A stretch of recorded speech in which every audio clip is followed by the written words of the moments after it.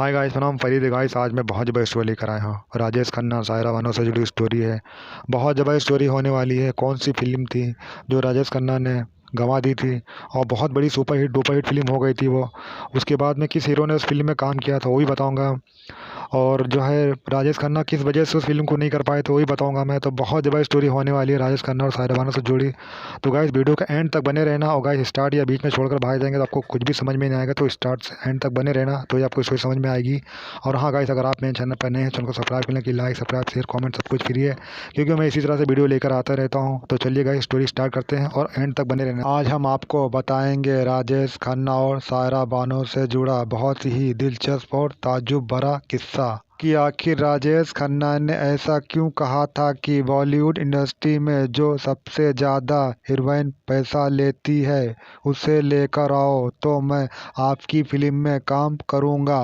और राजेश खन्ना और सायरा बानो ने एक साथ दो फिल्में साइन की थी, मगर इन दोनों ने एक साथ काम नहीं किया। आखिर क्या कारण था इन दोनों के बीच, और एक ऐसी फिल्म के बारे में भी बताऊंगा जिसमें पहले राजेश खन्ना को लिया गया था, बाद में वो फिल्म धर्मेंद्र को करनी पड़ी थी। और एक ऐसी फिल्म थी जिसमें सायरा बानो को हटाकर शर्मिला टैगोर को रख दिया गया था। तो चलिए इस वीडियो को शुरू करते हैं और इन सब बातों को डिटेल में जान लेते हैं। बॉलीवुड के दीवानों, यह किस्सा है सन 1971 और 1974 का, मगर हम पहले 1971 के किस्से के बारे में जान लेते हैं। यह बात आप सभी लोग जानते हैं कि राजेश खन्ना का 70 का दौर बहुत ही कामयाब शानदार दौर था। इस दौर में राजेश खन्ना के सामने कोई भी बड़े से बड़ा हीरो टिक नहीं सका था उनकी फिल्मों के आगे, क्योंकि राजेश खन्ना बॉलीवुड इंडस्ट्री में आराधना और दो रास्ते जैसी सुपरहिट फिल्म देकर बॉलीवुड के रोमांटिक स्टार बन गए थे। उनकी चर्चा बॉलीवुड इंडस्ट्री में ही नहीं बल्कि पूरे हिंदुस्तान में गूंज रही थी। तो उस दौर में सबसे टॉप पर एक्ट्रेस चल रही थी सायरा बानो।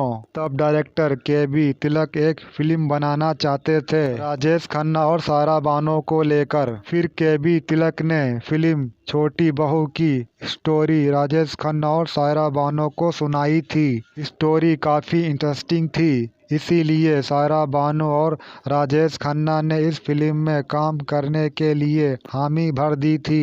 जिस दिन छोटी बहू फिल्म का मुहूर्त रखा गया था उस दिन राजेश खन्ना और सायरा बानो ने एक शॉट भी फिल्म के लिए ओके करवा दिया था। एक टेबल पर बैठकर वो दोनों चाय पी रहे थे। इस बात का जिक्र सायरा बानो ने खुद एक इंटरव्यू के दौरान भी किया था। मगर जब छोटी बहू फिल्म का दूसरा टेक जिस डेट पर रखा गया था, अचानक उसके 2 दिन पहले ही सायरा बानो की तबीयत बुरी तरह से बिगड़ गई थी और उन्हें अपनी ट्रीटमेंट के लिए लंदन जाना पड़ा था, यानी आउट ऑफ इंडिया। दरअसल सायरा बानो को कोलाइटिस प्रॉब्लम हो गई थी। इसके लिए उन्हें लंदन में कुछ महीनों तक रुकना भी पड़ा था। लेकिन डायरेक्टर के.बी. तिलक जल्द से जल्द फिल्म छोटी बहू को बनाना चाहते थे, क्योंकि राजेश खन्ना के पास बहुत सी फिल्मों का ऑफर आ गया था। इसीलिए डायरेक्टर ने सोचा कि इस फिल्म में सायरा बानो की जगह किसी दूसरी हीरोइन को ले लिया जाए और इस फिल्म की शूटिंग को जल्द से जल्द कंप्लीट कर दिया जाए। फिर डायरेक्टर ने हीरोइन का रोल दिया था शर्मिला टैगोर को। फिर फिल्म छोटी बहू को रिलीज किया गया था 1971 में और यह फिल्म सुपरहिट साबित हुई थी राजेश खन्ना और शर्मिला टैगोर के करियर के लिए। तो यही यहाँ ये फिल्म थी मेरे दोस्तों जो राजेश खन्ना और सायरा बानो को ऑफर हुई थी, मगर सायरा बानो की अचानक तबीयत बिगड़ जाने के बाद इस फिल्म से सायरा बानो को हटा दिया गया था और शर्मिला टैगोर को रख दिया गया था। यह गोल्डन मौका सायरा बानो के हाथ से निकल गया था। यहाँ पर एक दमदार शेर तो ज़रूर बनता है दोस्तों, तो चलिए इरशाद फरमाते हैं। एक अपने दौर का स्टार था तो एक अपने दौर की स्टार थी, लेकिन इनका नसीब इनके इख्तियार में नहीं था। जो कुछ लिखा था वो सब कातिबे तकदीर का था, लेकिन इन दोनों का मिलना किस्मत को मंजूर नहीं था। अब हम दूसरे किस्से के बारे में बात करेंगे जो 1974 का है। राजेश खन्ना एक लौते स्टार थे जो बॉलीवुड इंडस्ट्री में 70 के दौर में एक फिल्म में काम करने के लिए 12 लाख रुपए फीस चार्ज करते थे। उनकी हर फिल्म बॉक्स ऑफिस पर रिकॉर्ड तोड़ बम्पर कमाई करने में शामिल हो रही थी। तो उसी दौर में एक ऐसी एक्ट्रेस थी जो फिल्मों में काम करने के लिए सबसे ज़्यादा पैसा चार्ज करती थी। उस हीरोइन का नाम था सायरा बानो। सायरा बानो ने अपने फिल्मी करियर की शुरुआत 1961 से की थी फिल्म जंगली से। इस फिल्म में हीरो थे शम्मी कपूर। इस फिल्म की सक्सेस के बाद सायरा बानो की जो भी फिल्म आ रही थी वो सुपरहिट हो रही थी, इसीलिए सायरा बानो एक फिल्म में काम करने के लिए 7 से 10 लाख रुपए लेने लगी थी। 1965 के दौर में इतनी फीस कोई भी हीरोइन नहीं लेती थी। सायरा बानो उस दौर की टॉप एक्ट्रेस थी। लेकिन राजेश खन्ना की कामयाबी को देखकर हर डायरेक्टर राजेश खन्ना को अपनी फिल्म में लेना चाहता था। तभी उस दौर के डायरेक्टर आत्माराम राजेश खन्ना के पास रेशम की डोरी फिल्म की स्टोरी लेकर पहुंचे थे। काका को स्टोरी बहुत पसंद आई थी, लेकिन उन्होंने कहा था मैं बहुत बड़ा स्टार बन चुका हूं, अब मेरे सामने मेरे टक्कर की हीरोइन होनी चाहिए। तब डायरेक्टर आत्माराम ने कहा राजेश जी मैं इस फिल्म में टॉप एक्ट्रेस सायरा बानो जी को कास्ट करूंगा। फिर डायरेक्टर ने रेशम की डोरी फिल्म की स्टोरी सायरा बानो को भी सुनाई तो सायरा बानो को यह जानकर भी बहुत खुशी हुई थी कि उस दौर में चल रहे सुपरस्टार राजेश खन्ना के साथ उन्हें काम करने का फिर से मौका मिल रहा है। सायरा बानो जी के लिए यह गोल्डन अपॉर्चुनिटी थी राजेश खन्ना साहब के साथ काम करने के लिए। फिर डायरेक्टर आत्माराम ने फिल्म रेशम की डोरी की शूटिंग 1972 में शुरू की थी। कुछ सीन भी राजेश खन्ना के शूट हो चुके थे, मगर सायरा बानो का नसीब फिर से उन्हें धोखा दे दिया था। फिर एक बार अचानक से सायरा बानो की तबीयत खराब हो गई थी और फिर से उन्हें इलाज के लिए आउट ऑफ इंडिया यानी लंदन जाना पड़ा था। एक बार फिर रेशम की डोरी की शूटिंग को यहाँ पर रोक दिया गया था, मगर कुछ महीनों के बाद जब सायरा बानो अपना ट्रीटमेंट करवाकर इंडिया लौटी थी तब राजेश खन्ना अपनी दूसरी फिल्मों में इतना बिजी हो गए थे कि फिल्म रेशम की डोरी को कोई भी डेट नहीं दे पा रहे थे। डायरेक्टर आत्माराम बहुत परेशान थे क्योंकि इस फिल्म की शूटिंग डिले होती जा रही थी। तब डायरेक्टर आत्माराम ने बहुत बड़ा रिस्क लिया था।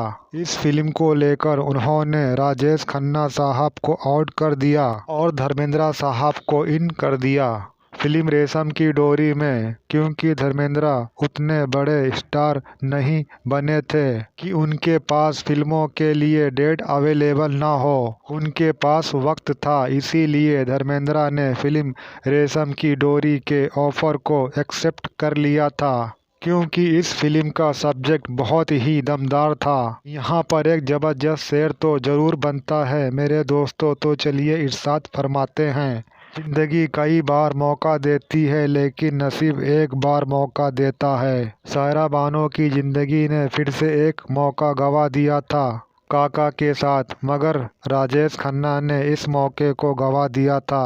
वक्त की कमी के साथ इस फिल्म की पूरी शूटिंग कंप्लीट हुई थी 1974 में। फिर इसी साल फिल्म रेशम की डोरी को रिलीज किया गया था डायरेक्टर आत्माराम के डायरेक्शन में बनी। जब यह फिल्म सिनेमा घरों में लगी थी तो इस फिल्म ने बहुत सी वाहवाही लूटी थी। ये फिल्म रक्षाबंधन के त्यौहार के लिए यादगार बन गई थी। अगर आप लोगों ने फिल्म रेशम की डोरी को देखा होगा तो इस फिल्म का एक गाना आपको ज़रूर याद होगा। रक्षाबंधन के त्यौहार पर आपको कहीं ना कहीं रेडियो पर या फिर टेलीविज़न पर ज़रूर सुनाई देगा, जिसके बोल कुछ इस तरह से थे। बहना ने भाई की कलाई पर प्यार बांधा है, रेशम की डोरी से सारा संसार बांधा है। इस गाने को अपनी मधुर आवाज़ दी थी सिंगर सुमन कल्याणपुर ने। इस गाने को लिखा था लेखक इंदिवर ने और इस गाने को मेलोडी संगीत दिया था संगीतकार जय किशन ने। यह फिल्म 1974 की इतनी बड़ी सुपरहिट फिल्म बनी थी कि इस फिल्म के लिए धर्मेंद्र को बेस्ट एक्टर के अवार्ड के लिए भी नॉमिनेट भी किया गया था। यहाँ पर एक जबरदस्त शेर तो जरूर बनता है मेरे दोस्तों, तो चलिए इरशाद फरमाते हैं। तकदीर की कमी थी, नसीब बिगड़ रहा था, अहंकार उभर रहा था, धर्मेंद्र संभल रहे थे, राजेश बिगड़ रहे थे, हर फिल्म दूर हो रही थी, काका डूब रहे थे तो धर्मेंद्र उभर रहे थे, ये नसीब का खेल था।